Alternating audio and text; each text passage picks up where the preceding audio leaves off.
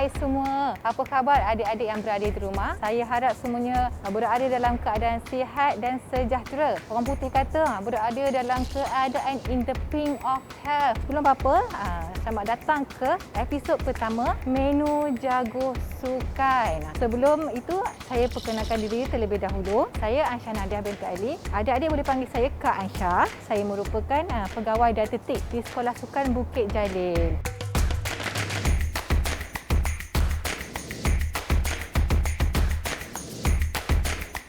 Bagi setiap episod rancangan menu jago sukan, saya akan kongsikan 2 menu resepi yang adik-adik ataupun ibu bapa boleh cuba di rumah. Terutamanya bagi adik-adik yang terlibat aktif secara langsung dalam bersukan. Bercakap mengenai sukan, physical activity, kita masih dalam PKP. Walau bagaimanapun, aktiviti fizikal masih boleh dilakukan walaupun berada di rumah. Kalau berada di rumah, kita boleh turun naik tangga ataupun sekiranya halaman rumah kita ada halaman, kita boleh pusing halaman asalkan jantung kita bergerak dengan laju. Di setiap episod juga, saya akan menjemput seorang tetamu istimewa untuk kita sembang-sembang sambil memasak. Jadi, siapakah tetamu istimewa kita pada hari ini? Hai, Cik Pesan. Hai Cik Pesan, selamat datang.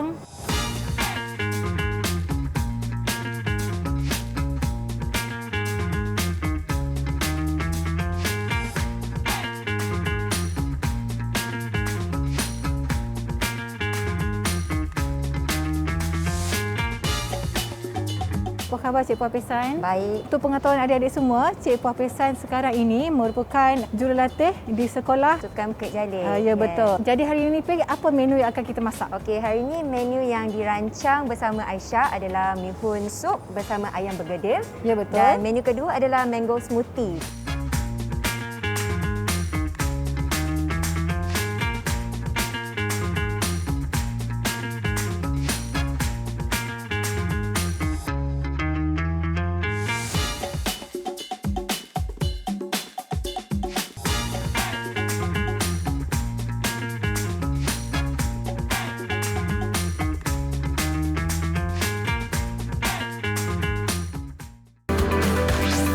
Didik TV KPM.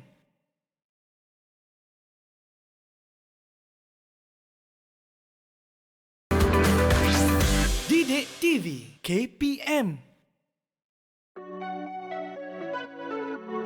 Jadi, kita akan masak hari ini bihun sup ayam dengan satu lagi menu. Ayam bergedil.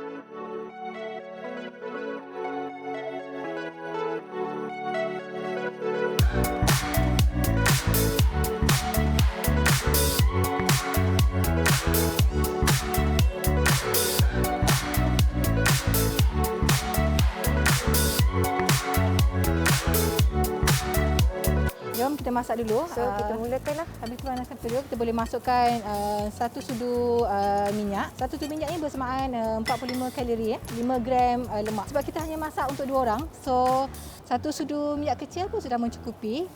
Sementara menunggu minyak kita panas, kita masukkan bawang merah dan juga bawang putih. Sementara tu Pesan, you tengah buat apa Pesan?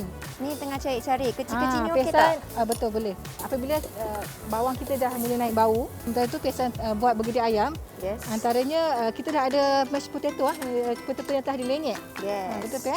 So, ayam tu nak habiskan ke, Aisyah? Boleh. Untuk satu tu Habiskan 1 ketul. Okey. Dan apabila dah naik bau dan nampak bawang kita dah ready, kita boleh masukkan stok ayam. Kita dah matikan dulu. Masukkan stok ayam. Okey. Dan juga halia, sedikit halia. Next thing potong daun bawang. So, untuk masukkan, jadikan bergedil ayam ni lebih sedap lah, wangi lah kan? Betul. Okey. Kita gunakan stok ayam. Kalau biasanya di rumah, selalunya kita akan guna cube ayam. Tapi apabila kita guna stok ayam, sebenarnya kita dah mendapat glutamate yang semenjadilah dan boleh menggantikan MSG. Kalau sambil kita tunggu sup kita mendidih. Aisyah, saya pun macam teringat lah awak kata mihun sup ni sesuai untuk dimakan pada menu utama betul. kan. So kalau lepas kejohanan kita susahlah kita nak prepare kan bihun sup macam ni.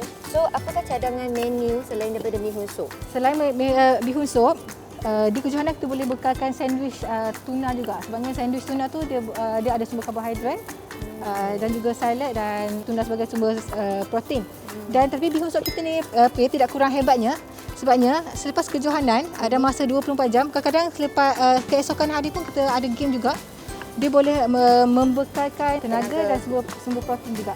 Sebab dilihat di sini bihun sup dia dah memang penuh lah. Orang kata complete meal lah kan. Sebab Complete ada dan balance. protein, ada karbohidrat dan ada fiber kat situ. Dan seterusnya saya masukkan isi ayam tadi. Okey. Oh, wanginya. Sementara menunggu sup ayam saya ready, kita lihat dulu macam ni kita ada hari ni sumber kita adalah karbohidrat daripada bihun. Untuk satu pertukaran bihun sebenarnya tak banyak dalam separuh cawan teh sahaja.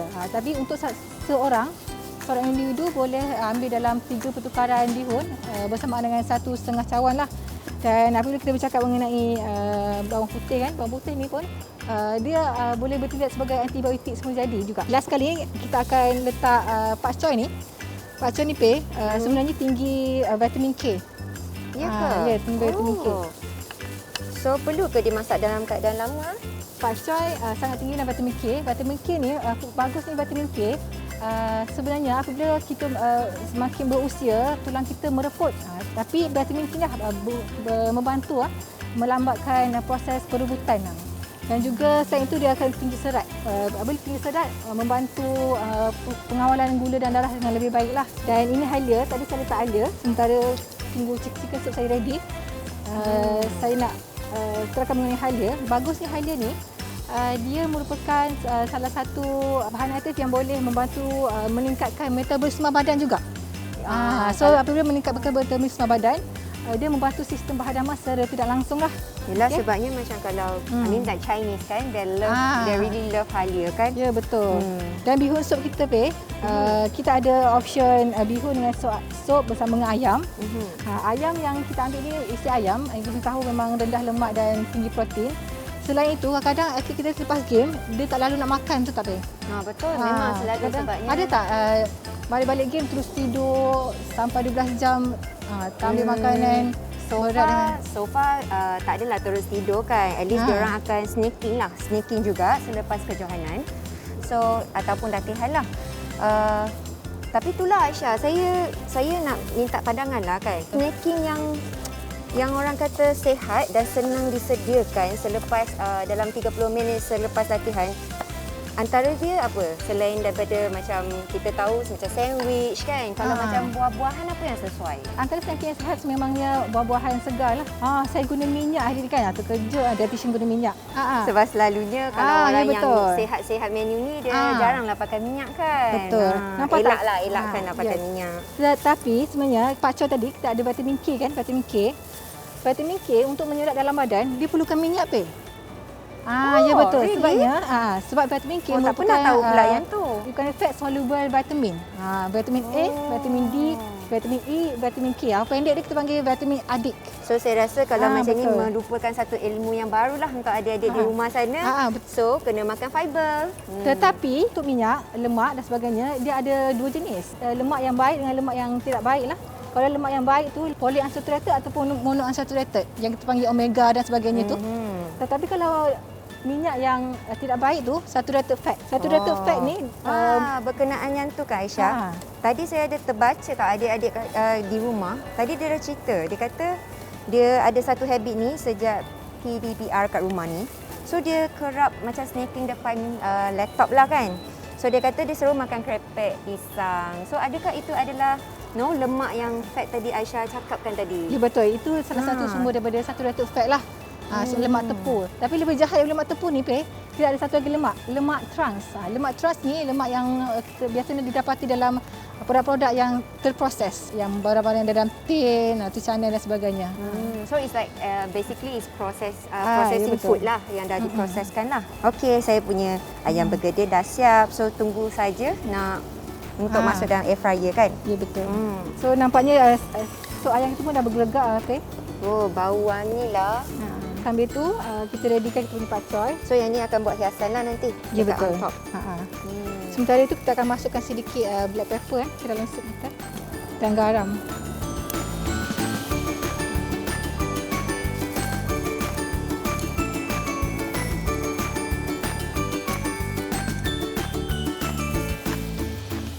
Okey, kalau macam mihun sup ni kan, selalu kalau tengok nak tambah sedap dia, orang selalu makan dengan kicap pedas kan? Betul. Is it recommended, maksudnya untuk atlet-atlet lah, is it recommended untuk ada kicap pedas kat situ? Untuk sebagai tambahan? Kicap dia punya kalori sangat rendah lah sebenarnya. Tetapi yang dirisaukan kicap ini tinggi sodium. Sebabnya dalam sehari kita hanya perlu dalam 5 gram garam sahaja. Tapi dalam kicap, satu sudu kicap tu lebih kurang dalam kena satu sudu teh dia bersamaan 200 mg. Maknanya kalau sudu besar tu dah 3 sudu teh bersamaan 600 mg. Itu dah dikira 1/3 dah daripada keperluan sehari kalau kita ambil satu sudu teh So kicap kira tadi. maksudnya boleh makan tapi dalam kuantiti yang sikit lah Ya, sebenarnya. betul. Okey. Sekarang saya potong cabbage ungu kerana tumbuhan ni kita tahu dia phytonutrient. Dia ada yang warna oranye, kemerahan dan ada juga warna hijau, ada warna purple dan sebagainya. Dan setiap warna ni membawa zat yang berbeza. Saya kan ada tengok tahu satu artikel kan, dia kata kalau boleh macam satu meal tu, kalau let's say kita nak makan veggie kan, so jadikan dia berwarna-warni, betul tak? Ya, betul. Okey. So hari ni Menarik, semua menarik. hijau kita adalah pakcoy dengan daun sup. Ada Dan kita ada Kopi purple. sungguh, lepas tu tomato. Ya, betul. Menarik ni kita punya hidangan. Dan kita akan lanjut sikit dengan citrus Okey. kita, sumber vitamin C. So, Sambil-sambil potong menunggu tu separuh, nanti ya. kita akan bergedil ayam Pei, kita akan kalut dengan telur dan akan letak dalam air fryer saja kan Pei? Yes, So betul. itu pun boleh mengurangkan pengambilan minyak jugalah. Sebab hari ni kita nak cuba kurangkan penggunaan minyak. So even though kita tak ada minyak untuk air fryer, actually makanan yang dilepas goreng pun akan jadi sedap kan? Ya, betul. Berbanding kalau kita deep fry, apabila deep fry tahu bergedil ayam ni memang akan menyerap minyak dengan banyak, tetapi apabila kita menggunakan air fryer, kita hanya sapu lalu saja minyak tu. So kandungan minyak tu memang dapat lebih terkawal lah. Saya setuju dengan tu Aisyah, sebabnya kadang-kadang preparation kita sama je, cuma method kita memasak tu kan berlainan. Okey, nampaknya saya punya sup ayam pun dah ready. Okey, saya tutup. Sebelum tu kita boleh terus letak kita punya pakcoy sebab kita nak dia layu sangat. So lepas tu kita akan terus letak pakcoy lah. Bersama dengan cabbage kita. Okey. So ini hiasan terakhir lah nanti. Ya, betul. Kemudian jom kita hidang. Okey, jom. Okey, akhirnya dah siap juga kita punya bihun sup Pei. Nampak lazat lah Aisyah. Bau pun dah Yes, harum dah sangat menyederakan. Saya suka warna-warni ni dekat atas mangkuk ni. Jadi Pei, saya tuangkan sup ayam kita ya. Kalau kita tengok mangkuk ni, dalam hidangan ni ada 3 pertukaran karbohidrat dah dalam 180 kalori ya. Okey. Kemudian ayam 3 pertukaran dalam 180 hingga 200 kalori juga. Kemudian kita ada sumber serat kita lah. Yes, betul. Vitamin ya. Wow. Nampak menarik kan? Tengok tu bihun sup. Ini belum hias lagi. Jadi kita Okey, taburkan so kita daun sup. okey, so yang ni kena hiaskan kat tepi lah. Daun sup ni pun ada sifat antioksidan, sangat bagus lah sebenarnya. Bagi atlet-atlet yang contohnya petang tu kita aim untuk buat strength ataupun gym dan sebagainya, perlukan lebih protein kan, betul tak? Okey, strength conditioning lah kita Yes, cakap. betul. So kita perlukan tambahan protein. So Betul. tambahan Itu protein saya kita setuju. boleh tambah telur lah. So Okey. yang ni telur yang kita half boil kan. Half boil kita pecahkan je. Kita masukkan. Half Wow. boil. Okay. So dah dikira ada extra protein lah di sini.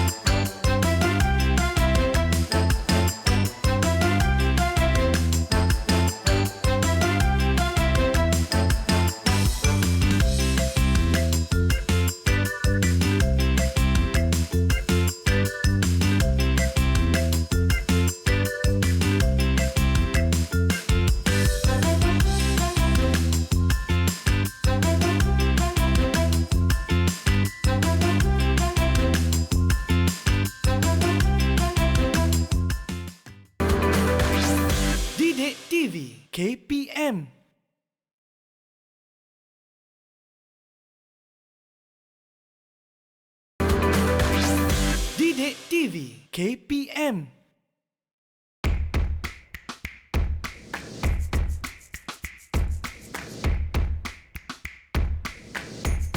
Menu kedua kita akan buat apa Pe? Satu smoothie mangga. So yang ni susu lah. Susu bersama mangga. Okey. Kemudian satu lagi kita akan buat jus mangga biasa saja. So tanpa jus mangga. susu. Oh, tanpa susu. Okey. Okey. So kita akan masukkan dulu buah mangga kita. Okay, mangga. So kita akan buat dengan yang ada protein dululah. Kita akan buat jus mangga biasa dulu. Okey. So perlukan air. Kurang air. Sukatan ni memang sekali minum je lah. Yes. Sebab saya rasa kalau minum saja untuk mango juice ni, kita boleh rasa kenyang kan? Ya betul. Sebabnya mango bukan buah yang antara yang memberi vitamin C juga. Dan vitamin C dia lebih kurang sama dengan oren. Keperluan remaja bawah 18 tahun, vitamin C cuma dalam 50 hingga 70 saja sebenarnya. Tak banyak lah. Tak banyak. Dan kita selalu digembar-gemburkan dengan suplemen yang 2000 mg dan sebagainya kan. So sepatutnya tak perlulah kan suplemen yang luar daripada tu? Saya blend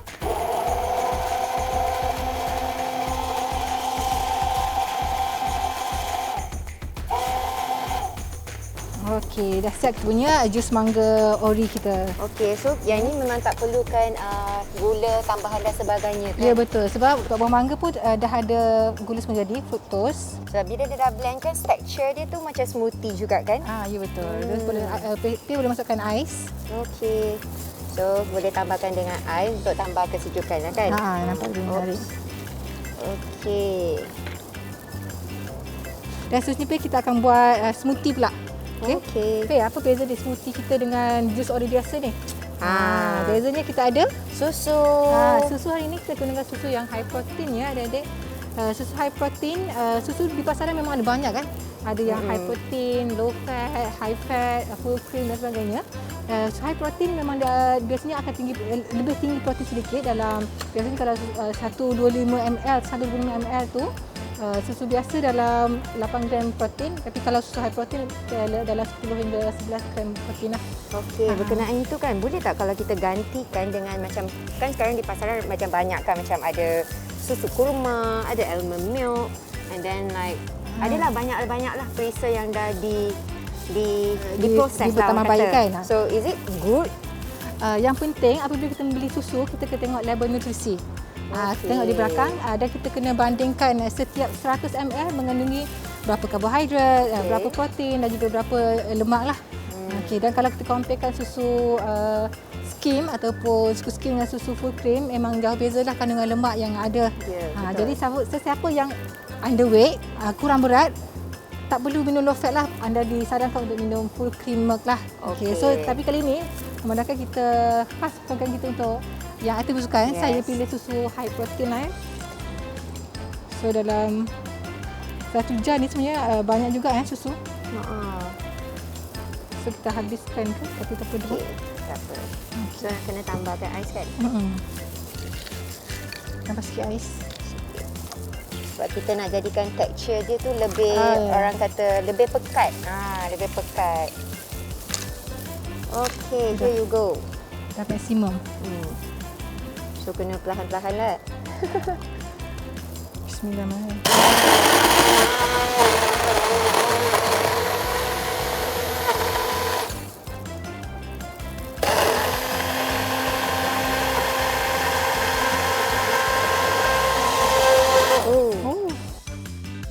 Wow, you see the sticky kan dia punya texture. So nampak macam lebih yummy lah orang kata kat situ. Kita tak gambar depan. Kita tengok perbezaan dia. Nampak macam sama tetapi kandungan kalori, karbohidrat dan protein berbeza lah. So kita akan tambah sikit sebagai hiasan.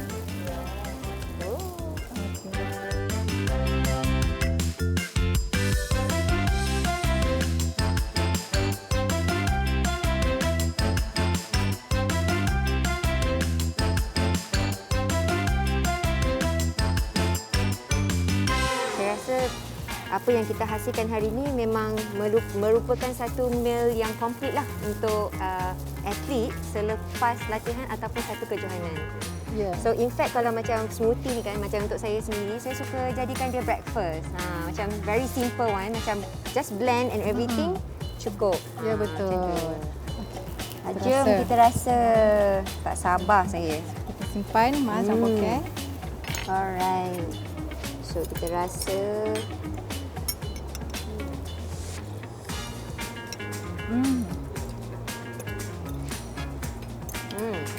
Memang cukup rasa walaupun kita guna apa ni? Chicken stock yang asal kan? Betul. So special nak rasa jus mangga kita yang ori. Okey, so Ini yang saya vitamin punya C. ni high protein. Ya. Sedap. Jadi adik-adik, itu saja untuk episod kali ini. Menu ini boleh cuba rumah. Kita jumpa lagi untuk episod seterusnya. Bye. Jom kita makan.